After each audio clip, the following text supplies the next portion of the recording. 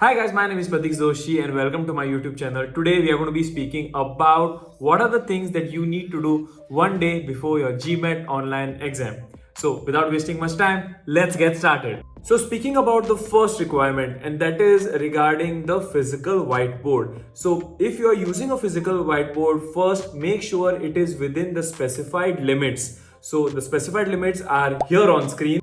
Second requirement in terms of the GMAT online exam checklist is that of your space where you'll be answering the exam. So imagine you are answering it in your dining room or in your living room, then you have constantly people walking around in your background and you have continuous noise and stuff like that. That is something that is not desired in the GMAT online exam because of their requirements mentioned on the website itself. So make sure wherever you are answering the exam, it is a quiet closed room where you have total authority on whether the room is locked or not. Just to add to that, make sure there are no interruptions in that room. So once you start answering the exam, before that, make sure you lock the room and that there are no people coming in, banging on the door, or continuously opening, closing the door. Requirement number 3 is basically making sure your laptop or your desktop has a continuous power source. So in case your laptop or your desktop is connected directly to the mains, then make sure that you have a UPS or something like that if you live in a place where there are constant power failures. So let's say that you are answering your exam and suddenly there is power shortage and your whole modem, internet and your PC goes off. That is something that is not required because the GMAT authorities have been a little considerate and they give you 5 minutes in case you have bad network or no electricity and stuff like that to make sure you're back on track in terms of the connectivity. But in case you know that there is a power shortage or a power failure and still you are going ahead and answering the exam, please make sure you have enough of resources to support this uninterrupted power kind of requirement.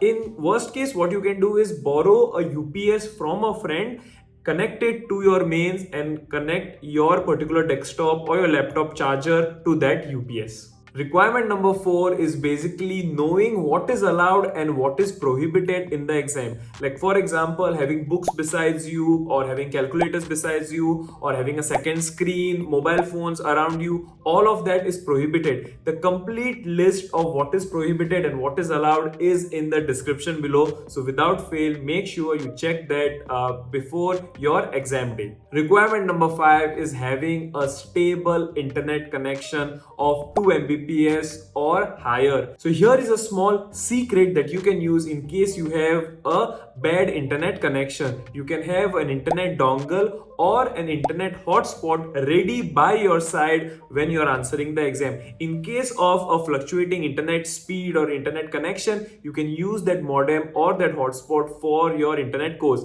But make sure whatever you're using, you have an internet speed of 2 Mbps, stable connection for upload and download. Step number 6 is downloading and installing the secure browser which is recommended by mba.com, that is by GMAT itself.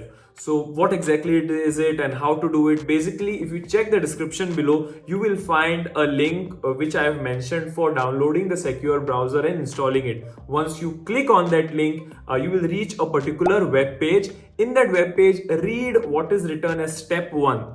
When you follow that particular procedure, you will automatically download that particular software and make sure you install it and keep it ready on your PC.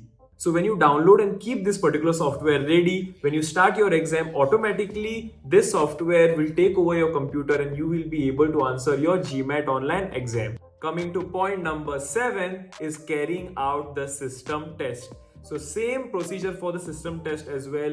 If you check the description, you have a link for system test. Click on it. Once you click on it, you will be directed to a web page. In that web page, check step number 2. So in step number 2, you will have a particular sentence and at that you will have system test highlighted as a hyperlink. Once you click on it, automatically something like this will pop up where you will come to know what particular parameters your particular PC is lagging behind and in which parameters your computer is ready to take the test. And the final point is basically do not use your work laptop or any laptop which has particular softwares installed to not allow third-party softwares to take over your PC. So basically, when you use a work laptop, there are certain websites, certain features which cannot be disabled, or they do not allow third-party softwares to take over the computer. So in this case, please avoid using work laptops or any other laptops which have certain restrictions. Make sure your laptop is free and open to install that particular software, and it can take over that particular laptop on the day of the test. If you don't have a laptop, what you can do is use your friend's laptop, your family's, your parents, brothers, sisters, their laptops, because they are personal computers where you can play around with the settings. So yeah, that is it for this video, guys. Hope whatever points I've mentioned in terms of the checklist were able to help you out in terms of your prep for the GMAT online exam day. So hope you have a fantastic exam and all the very best for your particular prep. If you have any particular questions or queries regarding your particular checklist, or what things I have not mentioned, or some queries that you have, don't forget to mention them in the comment section below. I'll be seeing you for the next video. So until then, be happy, stay safe, and all the best for your prep.